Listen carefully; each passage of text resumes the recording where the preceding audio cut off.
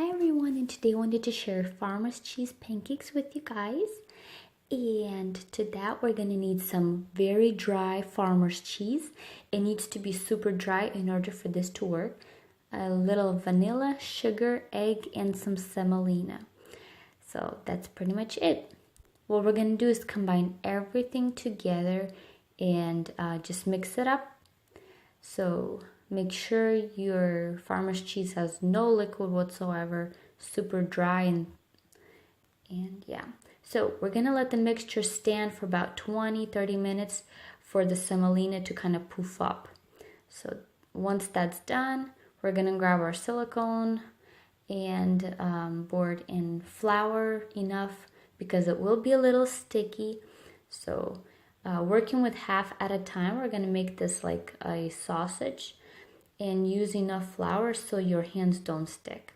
So once you've made it, we're gonna do about a 2.5 inch thick and just work with your knife.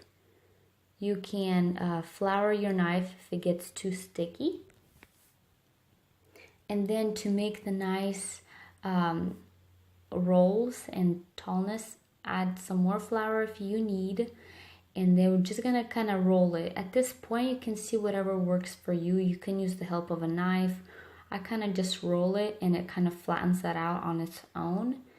So you kind of want to make it not too tall so it can kind of cook through, because we do have semolina in there, which if it doesn't cook, it might kind of taste hard. So, and then just work. As you can see, you have to be very gentle because it leaves the marks and stuff. So, and then working together. Once you have 4, 5, 6, how many you came up with.